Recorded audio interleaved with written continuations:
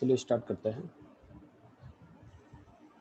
कल हमने वायु प्रदूषण के प्रभावों को अलग अलग गैसों के आधार पर देखा था कि जो अलग अलग गैसें हैं वो किस प्रकार से मानव या अन्य विभिन्न जो जीव है उसको प्रभावित करती है। आज इसी कड़ी में हम विभिन्न जिस प्रकार से प्रभाव है, तो सबसे पहले मानव पर प्रभाव। अब मानव पर क्या प्रभाव है, तो मानवीय स्वास्थ्य को वायुमंडलीय प्रदूषण विविध मात्रा में विविध रूप से प्रभावित करता है। यानी अलग अलग मात्रा में अलग अलग प्रकार से वायु प्रदूषण जो है वो मानव को प्रभावित करता है।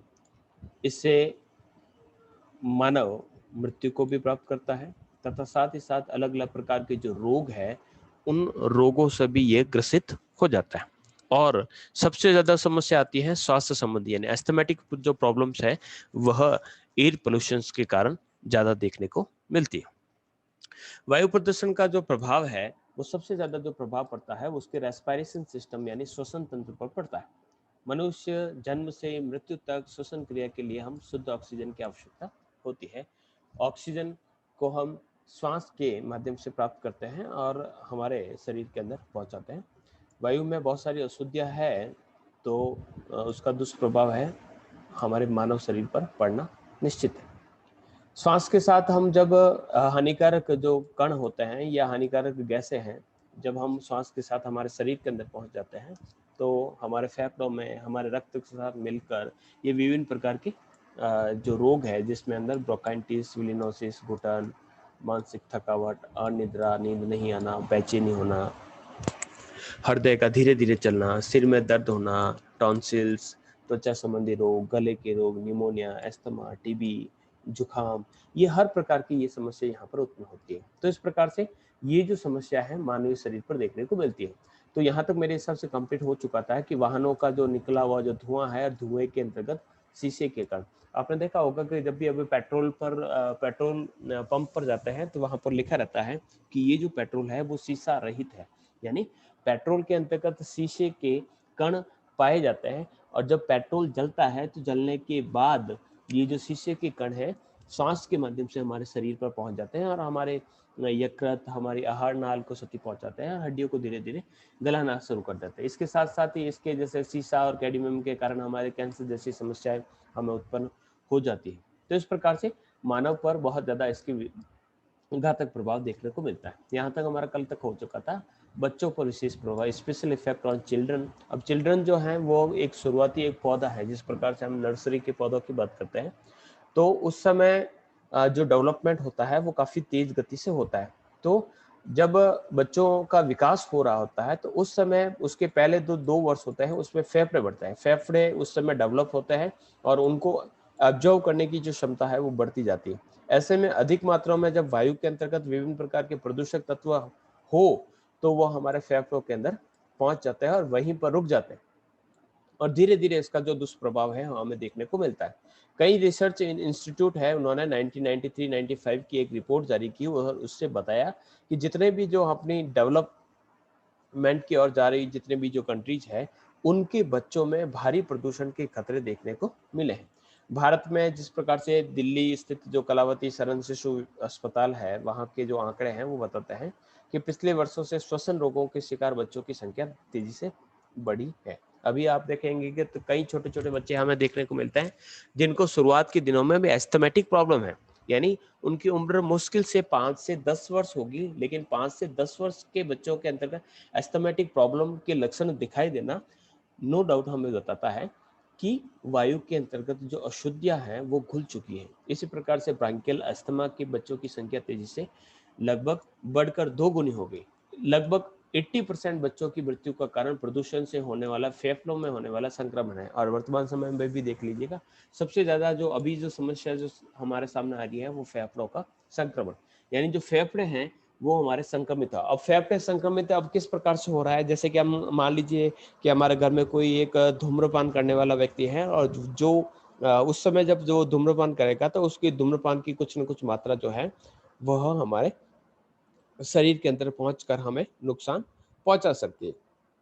तो इस प्रकार से भारत के जैसे देशों में 5 वर्ष से कम उम्र के बच्चों का जो भविष्य अंधकारमय है, अंधकारमय का अर्थ होता है कि भविष्य में वो कितने साल जिएंगे ये हम नहीं बता सकते हैं। बहुत छोटे-छोटे जैसे कि 10 माइक्रॉन्स जो लिख रखे हैं, तो उससे छोटे-छोटे जो कण हैं वो हमें दिखाई नहीं देते हैं, लेकिन श्वास के माध्यम से हमारे शरीर के अंदर पहुँच जाते हैं। क्योंकि हमें पता ही नहीं चलता है कि ये हमारे शरीर के अंदर पहुँच जाते हैं। जैसे कि हमने आग लगाई है, तो आग लगाने के बाद आग में से कई प्रकार के छोटे-छोटे से धुएँ निकलते हैं, एरोसोल्स निकलते हैं। अब वो जो राख के कण होते हैं और हम जब आग लगा के आग के पास खड़े रहते हैं, तो हमारे अंदर वो पहुँच जाते हैं। इसी प्रकार से जैसे कि हम कचरा निकाल रहे हैं, तो उसकी झाड़ू से जो धुआं या जो धूल उठती है वह हमारे सांस के माध्यम से हमारे शरीर के अंदर पहुंच जाती है। कई ऐसे उदाहरण हैं जिसके माध्यम से कह सकते हैं कि श्वास के साथ हमारे शरीर के अंतर्गत बहुत सारे इस प्रकार के पदार्थ हैं जो हमारे शरीर में पहुंच जाते हैं और वो लगातार वहां पर इकट्ठे होते रहते हैं और धीरे धीरे बच्चों को कह सकते हैं कि मृत्यु की ओर ले जाने का कार्य कर रहे हैं। तो इस प्रकार से छोटे छोटे बच्चों पर इसका जो प्रभाव है वो काफी घातक रूप से हमें देखने को मिलता है। नेक्स्ट बात करता है इफेक्ट ऑन वेजिटेशन, क्या वनस्पति पर प्रभाव पड़ता है। तो वायु प्रदूषण से हवा में घुली हुई जितनी भी जो विषैली गैसें हैं, जिसमें कार्बन मोनोऑक्साइड हो, सल्फर डाइऑक्साइड हो, जिसे हमने क्रैकिंग गैस के रूप में जाना था, अम्लीय वर्षा, एसिड रेन, धूम्र कोहरा, ये धूम और कोहरा एसिड रेन भी वायु प्रदूषण का एक कारक यानी कहा जा सकता है कि उसके परिणाम स्वरूप उत्पन्न होता है। तो इस प्रकार से पौधों की विभिन्न जो क्रियाएं होती है, जैसे कि क्रियाओं का अर्थ हो गया है कि भोजन जो बनाने की जो उसकी प्रक्रिया है कि पौधे अपना भोजन बनाते हैं, प्रकाश संश्लेषण की क्रिया करते हैं। तो इस प्रकार की जो समस्या है वो हमें देखने को मिलती है। कुछ पौधे जो होते हैं प्रदूषण के प्रति काफी अत्यधिक संवेदनशील होते हैं। संवेदनशील का अर्थ होता है कि कुछ ऐसे पौधे होते हैं कि अगर उसको ज्यादा इस प्रकार की प्रदूषित युक्त या प्रदूषण वाली अगर एयर उसके अंदर जाती है तो वो कहीं न कहीं उसको काफ़ी नुकसान पहुँचाती है। और इसके अलावा जो प्रदूषक तत्व वायु के अंदर घुले रहते हैं, वो सूर्य से आने वाले प्रकाश को बाधित करते हैं। क्योंकि जब सूर्य का प्रकाश पहुँच रहा होता है, तो वह उसको प्रभावित करता है। अब कैसे प्रभावित करता है देखिएगा, जैसे कि अगले कहा कि हमने बनाया ये यहाँ पर सन है और सन से जो इंसोलेशन हमारी तरफ पहुँच रही है हमारी अर्थ पर, मान लीजिए ये हमारी अर्थ है और अर्थ पर इंसोलेशन पहुँच रहा है। लेकिन बीच में जो धुआं है, वो धुआं या धुआं के जो कण हैं वो अगर वायुमंडल के अंदर इस प्रकार से बिखरे जाते हैं, तो जो सूर्य का प्रकाश है वो हमारे धरातल पर पहुंच नहीं पाता है। और सूर्य का प्रकाश अगर धरातल पर नहीं पहुंच पाएगा तो नो डाउट उसकी प्रकाश संश्लेषण की जो प्रक्रिया है वो प्रभावित होगी। तो पौधों को सूर्य का प्रकाश बहुत कम मिल पाता है, इसलिए उसकी प्रकाश संश्लेषण यानी फोटोसिंथेसिस की प्रक्रिया वहां पर प्रभावित होती है। अब फोटोसिंथेसिस की प्रक्रिया नहीं होगी यानी वहां पर उन्हें भोजन बनाने के लिए ऊर्जा नहीं मिल रही है और भोजन बनाने के लिए ऊर्जा पौधों को नहीं मिल रही है, तो पौधे पौधे अपने आप को डेवलप नहीं कर पाएंगे। फिर उसके जो अप्रत्यक्ष प्रभाव है वो इस प्रकार से देख सकते हैं कि अगर पौधों को भोजन नहीं मिलेगा तो पौधों के साथ साथ उस पर निर्भर रहने वाले जीव जो है उसको भी उसको भी भोजन नहीं मिलेगा। तो इसके साथ साथ पर्याप्त भोजन नहीं मिलने के कारण उसका डेवलपमेंट रुक जाता है और धीरे धीरे वो जो पौधा है वो मर जाता है। इसके अलावा जो धूम्र कोहरा है यानी धुएं का जो कोहरा होता है उसमें पौधों का विकास बहुत कम हो पाता है। जितने भी हमारे व्हीकल्स हैं उससे जो धुआं निकलता है तो उसके धुएं से पौधों की पत्तियां असमय गिर जाती है, यानी समय से पहले गिर जाती है, पत्तियों का आकार काफी छोटा रह जाता है, फल डेवलप नहीं हो पाते हैं। तो इस प्रकार के समस्या देखने को मिलती है। जैसे कि यहाँ पर उदाहरण के तौर पर दिया गया है कि उत्तर प्रदेश में ईंट के भट्टों के जो चिमनियाँ निकलती है उसमें से जो सल्फर डाइऑक्साइड निकलती है उससे आम की फसल को काफी नुकसान पहुंचता है। इसके अलावा चिप्स पाउडर रोड़ी बनाने वाले उद्योग जो सूक्ष्म कण जो होते हैं वो बहकर पौधों की पत्तियों पर जमा हो जाते हैं, जिससे उसकी जो चिकनी सतह होती है पौधों की पत्तियों की वो नष्ट हो जाती है। या फिर उन पौधों की पत्तियों के अंतर्गत जो स्टोमेटा होता है यानी पर्णरंध्र होते हैं, यानी छोटे छोटे जो सूक्ष्म से रंध्र जो छेद होते हैं वह रुक जाते हैं और इससे वाष्पोत्सर्जन नहीं हो पाता है। वाष्पोत्सर्जन का होता है कि पौधे भी अतिरिक्त वाष्प को छोड़ते हैं, तो इस प्रकार से अतिरिक्त वाष्प है जो नहीं निकल पाती है और इससे वाष्पोत्सर्जन की प्रक्रिया धीमी हो जाती है। इसके कारण कई प्रकार के रोग, कीड़े, सूखे पाले पत्तियों को इस प्रकार से नुकसान पहुंच जाता है। इसके अलावा प्रदूषित वायु द्वारा प्रदूषित पदार्थ वर्षा के साथ घुल जाता है और वर्षा के साथ घुलकर वह पृथ्वी पर आ जाता है। यानी हवा के साथ जो प्रदूषित तत्व है वो घुले हुए जो पदार्थ है वह जल के साथ घुलकर पृथ्वी पर आ जाता है और पृथ्वी पर आने के बाद वो जल के रूप में पौधों की जड़ों के द्वारा ग्रहण होते हैं और वही जो विषाक्त जो पदार्थ है वह पौधों की जड़ के माध्यम से पौधों के अंदर पहुंच जाता है या फिर पौधे की जो वृद्धि है उसको अवरुद्ध कर सकता है, उस पर प्रतिकूल प्रभावित डाल सकता है, या पौधे जो कह सकते हैं वो गल जाते हैं। तो इस प्रकार से उसका सड़ना गलना, जैसे पत्तियों का रंग उड़ना, इस प्रकार की क्रियाएं वनस्पतियों पर देखने को मिल सकता है। अब इस प्रकार के जैसे कि लोहे को पिघलाना, कोयले को जलाना कर बिजली बिजली बनाना, विभिन्न प्रकार के जो संयंत्र जो औद्योगिक इकाइयों में चलते हैं, वाहनों से निकलने वाला धुआं, ये सभी जो प्रदूषक है वो पौधों को किसी न किसी प्रकार से प्रत्यक्ष या अप्रत्यक्ष रूप से प्रभावित करते हैं। ओजोन गैस की कमी तथा वायुमंडल में हरित ग्रह प्रभाव यानी ग्रीन हाउस इफेक्ट में वृद्धि के कारण तापमान में वृद्धि हो रही है। तापमान में जब वृद्धि होगी तो वहां पर वनस्पतियों पर भी इसका दुष्प्रभाव देखने को मिलेगा। यानी प्रत्यक्ष हो चाहे अप्रत्यक्ष हो, पौधों और जीवों और छोटे छोटे बालकों पर वायु प्रदूषण का प्रभाव स्पष्ट देखने को मिलता है। कुछ ऐसे पौधे भी होते हैं जिसे प्रदूषक सूचक पौधे कहते हैं। प्रदूषक सूचक पौधों का अर्थ होता है कि प्रदूषण के इन पर चिन्ह स्पष्ट दिखाई देते हैं और जिससे पता चलता है कि प्रदूषण के बारे में पता चलता है। तो इस प्रकार के पौधों में जैसे कि दहलिया, चीड़, बरगद, सांवलिया, जीनिया, ग्लेडियस, ये ऐसे पौधे हैं जो जहां कहीं पर भी प्रदूषित होगी तो ये एकदम मुरझा जाएंगे और हमें लग जाएगा कि प्रदूषण ज्यादा है। तो इस प्रकार के पौधों को लगाकर हम प्रदूषण के लेवल के बारे में भी पता लगा सकते हैं, एयर क्वालिटी इंडेक्स के बारे में भी बता सकते हैं, जिसे AQI कहा जा सकता है। तो इस प्रकार से पौधों पर इसके प्रभाव देखने को मिल सकते हैं। जीव जंतुओं पर प्रभाव देखिए, मानव का प्रभाव देखा हमने, वनस्पति पर देखा और छोटे बालकों पर देखा। अब जो छोटे छोटे जो जीव, the effect of animals and insect, यानी छोटे छोटे से जो कीड़े मकोड़े हैं और छोटे जो जीव है, उन पर इसके क्या प्रभाव देखने को मिल सकते हैं। तो उन प्रभावों को हम इस प्रकार से देख सकते हैं। तो वायु प्रदूषण का जो प्रभाव है वह मानव और वनस्पति पर ही नहीं बल्कि जीव जंतु पर भी पड़ता है। जितने भी जो जीव जंतु हैं उनकी श्वसन क्रिया के कारण इसके जो प्रदूषक तत्व हैं वो उसके शरीर में पहुंच जाते हैं और उसे नुकसान पहुंचाते हैं। उनकी हड्डियां, उनके दांत को फ्लोरोसिस कर देते हैं। मधुमक्खियां हो, चाहे कीटों को खाने वाले छोटे छोटे पक्षी हो या स्तनपोषी हो, सभी प्रकार के जो जीव होते हैं वह औद्योगिक विषैली प्रदूषण के कारण मर जाता है। तो इस प्रकार से उनकी भी जो इकोसिस्टम है, उसका जो पारिस्थितिकी तंत्र है, उनकी इकोलॉजी है, वो हर प्रकार से प्रभावित होती है। अब विभिन्न पदार्थों पर क्या प्रभाव रहता है, तो हमने जिस प्रकार से सल्फर SO2 का हमने उदाहरण दिया था कि जिस प्रकार से जितनी भी जो हमारी प्राचीन जो हमारी सभ्यता और संस्कृति की इमारतें हैं, जो संगमरमर की मूर्तियां हैं, प्राकृतिक सौंदर्य के स्तर है, हर प्रकार से इन प्रदूषण का जो रंग है वो बदरंग होता जा रहा है। तो 7 अजूबों में शामिल जो आगरा का जो ताजमहल है, उस पर भी सफेद जो रंग का बदरंग होना, यानी वो पीला पड़ रहा है। पीला क्यों पड़ रहा है? क्योंकि वहां पर आगरा में जो रिफाइनरी लगी हुई है, उस रिफाइनरी से जो निकलने वाला धुआं है और धुएं में जो कार्बन डाइऑक्साइड जो है वह जल के साथ सल्फ्यूरिक एसिड यानी तेजाब बनाती है, और जब ताजमहल पर गिरती है तो उसके जो संगमरमर है वो टूट टूट कर बिखर रहा है। तो इस प्रकार से हमारे जो मकान है, उस मकानों के ऊपर से, हमारे मकानों के साथ साथ हमारे जो व्हीकल्स है उनके रंग को उड़ाने में हर प्रकार से सहयोग कर रही है, और इस प्रकार से हमारी जेब और हमारे स्वास्थ्य दोनों पर भी उसके प्रभाव देखे जा सकते हैं। इसी प्रकार से वायु प्रदूषण का जो प्रभाव है वो दृश्यता पर क्या रहता है, विजिबिलिटी। मान लीजिए अब वायु प्रदूषण काफी ज्यादा है, धुआं अधिक है, तो विजिबिलिटी जो है यानी हम कितना दूर तक देख पाएंगे ये प्रभावित होता है। जैसे कि अगर हम बात करें, जैसे कि आम दिनों में अगर हम देखें, तो मैं कई बार उदाहरण देता हूँ आपको क्लासेज में कि हम काफी दूर तक नहीं देख पा रहे हैं, और जैसे ही बारिश होती है और बारिश के दिनों के बारिश होने के ठीक बाद हमें काफी अच्छा व्यू नजर आता है। हमें ऐसा लगता है कि हमारे आंखों की रोशनी बढ़ चुकी है, लेकिन ऐसा नहीं होता है।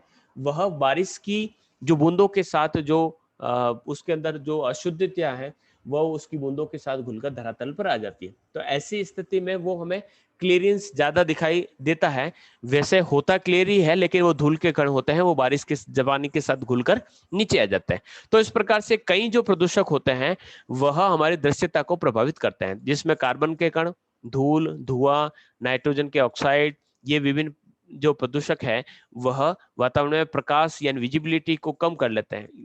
ऐसी स्थिति में वाहन में दुर्घटनाएं हो सकती है। वाहनों से निकलने वाला धुआं ऊपर उठने के बजाय नीचे ही रह जाता है। जब कब होता है, जब वायुमंडलीय वितक्रमण होता है, यानी उल्टा सिस्टम हो जाता है कि तापमान कह सकते हैं वो धुआं ऊपर उठने के बजाय नीचे चला जाता है। तो ऐसी स्थिति में जो धुआं है वो धरातल के पास रह जाता है, और धरातल के पास जब इस प्रकार के धुएं का कोहरा छा जाता है तो हमें बिल्कुल नहीं दिखाई जाता। यही कारण है कि कोलकाता को स्मोक सिटी कहा जाता है। अक्सर वहां पर शाम के समय जब वायु आप सड़कों पर देखें तो आपको धुआं ही धुआं नजर आता है। तो इस प्रकार से दृश्यता पर भी इसका प्रभाव रहता है। अब वायुमंडल और जलवायु पर किस प्रकार का प्रभाव रहता है, तो वायुमंडल के जितने भी जो जलवायु के निर्धारक तत्व होते हैं उसमें धूल के कणों को शामिल किया जाता है, लेकिन इनके जो तत्व जैसे धूल के कण और जल वाष्प एक हद तक ठीक है, लेकिन इसके जो तत्व ये बहुत ज्यादा बढ़ जाता है। जैसे कि जलवायु के घटकों की बात करें तो बादल है, तापमान है, वर्षा है, ओजोन परत आदि पर इसका दुष्प्रभाव देखने को मिलता है। प्रभाव यह रहता है कि मौसम, हरितगृह प्रभाव यानी green house effect, acid rain, ozone depletion, ozone परत का विघटन, एश या ब्राउन हेज, इस प्रकार से प्रभावित इसका प्रभाव जो है इसको देखने को मिलता है। वायु प्रदूषण के कारण विश्व जलवायु की दिशाओं में परिवर्तन हो रहा है, जलवायु में परिवर्तन हो रहा है, कार्बन डाइऑक्साइड गैस की मात्रा बढ़ रही है, मीथेन, नाइट्रोजन ऑक्साइड, सीएफसी इत्यादि हरित गैस उत्पन्न, ग्रीन हाउस इफेक्ट उत्पन्न करने वाली जो गैसें हैं वो काफी बढ़ रही है। इससे हमारा जो पृथ्वी जो है वो काफी गर्म हो रहा है, उसका तापमान बढ़ रहा है। अब तापमान बढ़ रहा है तो इससे हिमखंड पिघलने लगेंगे और वाटर लेवल इंक्रीज होगा, इसलिए आसपास में समुद्र के आसपास के जो क्षेत्र होंगे वो धीरे धीरे नष्ट हो जाएंगे। मौसम पर क्या प्रभाव रहता है, तो वायु प्रदूषण से स्थानीय मौसम काफी प्रभावित होता है, बादल, तापमान व वर्षा प्रभावित होती है। जितने भी जो इंडस्ट्रीज वाले जो शहर है वहां पर बहुत ज्यादा प्रदूषण के कारण तापमान, आर्द्रता व बादलों की स्थिति, विकिरण यानी रेडिएशन, वायु की स्पीड क्या रहेगी, वर्षा आदि पर इसका प्रभाव देखने को मिलता है। तो इस प्रकार से जो टेम्परेचर है वो काफी यहाँ पर प्रभावित होता है। एसिड रेन भी जो है वो इसी का एक प्रभाव के रूप में देखा जा सकता है। ये वायु प्रदूषण का एक विनाशकारी प्रभाव है। तो जितने भी हमारे कारखाने हैं या जो रिफाइनरीज है उसमें से जो सल्फर डाइऑक्साइड जो SO2 निकलता है वो हवा में घुल जाता है और पानी के साथ रासायनिक अभिक्रिया करके वो सल्फ्यूरिक एसिड H2SO4 या कह सकते हैं तेजाब बनाता है। और जब भी बारिश होती है तो बारिश की बूंदों में घुलकर जब वो धरातल पर आता है तो अम्लीय प्रभाव डालता है। अब अम्लीय प्रभाव का अर्थ होता है कि एसिड जैसे कि हमारे शरीर पर, त्वचा पर गिरेगा तो हमारी त्वचा को नुकसान पहुंचाएगा, पेड़ पौधों पर गिरेगा तो उनको नष्ट करेगा, तथा साथ ही साथ जमीन पर गिरेगा तो जमीन को भी वो अल्कलाइन यानी अम्लीय बनाने में उसका योगदान रहेगा। यानी जीव जंतु, मानव और पौधों सभी पर उसका जो प्रभाव है देखने को मिलेगा। Green house effect, green house effect को बढ़ाने में वायु प्रदूषण का किस प्रकार से योगदान है, तो कार्बन डाइऑक्साइड जो होते हैं वह सूर्य की किरणों को एब्जॉर्ब करती है और इसकी मात्रा अगर वायुमंडल में बढ़ जाती है तो वायुमंडल गर्म होता है, जिसे हम ग्रीन हाउस इफेक्ट कहते हैं। अब ग्रीन हाउस इफेक्ट वाली जो गैसें हैं, जो भी गैसें सूर्य के प्रकाश को सोखती है वो ग्रीन हाउस गैसें कहलाती है। जैसे कि आपके कार्बन डाइऑक्साइड गैस है, मिथेन है, क्लोरोफ्लोरोकार्बन है, नाइट्रोजन ऑक्साइड है और ओजोन है। ओजोन भी करती है, ये भी आपके ग्रीन हाउस इफेक्ट गैस है। 1998 में टोरंटो में सम्मेलन हुआ और उसमें ग्रीन हाउस इफेक्ट तथा उससे संबंधित खतरों के बारे में वैज्ञानिकों ने चिंता व्यक्त की और इस प्रकार से निर्णय किया गया कि इस प्रकार की जो गैसें, जो CFC गैसें हैं, जो वायुमंडल को के तापमान को बढ़ाने में योगदान देते हैं, उनके उत्पादन और उपभोग पर रोक लगाई जाएगी। तो ऐसी स्थिति में कई प्रकार के जो प्रदूषण होते हैं तो तापमान में वृद्धि होती है, सूखा और अकाल की स्थिति देखने को मिलती है। तो ग्रीन हाउस इफेक्ट जो गैस या जो प्रभाव है उसको बढ़ाने में भी इसका योगदान रहता है। ओजोन परत पर, तो ओजोन का डिप्लेशन हो रहा है, इसको हमने पहले भी पढ़ा है कि इसे पृथ्वी का रक्षा कवच कहा जाता है। पृथ्वी के लिए काफी महत्वपूर्ण है। सूर्य से आने वाली पराबैंगनी UV रेज को ये एब्जॉर्ब करती हैं और पृथ्वी की रक्षा करती है। ये नहीं हो तो हमें त्वचा कैंसर हो सकता है, पृथ्वी का तापमान बढ़ेगा, ग्लोबल वार्मिंग होगी, इस प्रकार की चीजें देखने को मिलती है। ओजोन गैस का ये जो क्षेत्र है समताप मंडल में आपके 15 से 60 किलोमीटर के बीच पाया जाता है। लगभग 20 से 25 किलोमीटर ये सबसे ज्यादा घनी क्षेत्र में देखने को मिलती है। तो समताप मंडल में ही पाई जाती है, लेकिन समताप मंडल का जो 20 से 25 किलोमीटर वाला जो क्षेत्र है उस क्षेत्र को ओजोन मंडल के नाम से कहा जाता है। तो ये ओजोन गैस ऑक्सीजन के 3 अणु O3 से बनी रहती है, हल्के नीले रंग की होती है, तीखी गंध होती है यानी हम स्मेल को महसूस करते हैं। लेकिन जब CFC गैसें यानी क्लोरीन, फ्लोरीन, जो कार्बन, ये जो गैसें हैं जिनका उपयोग हम फ्रीज में करते हैं, ये ओजोन के अणुओं को नष्ट करती है।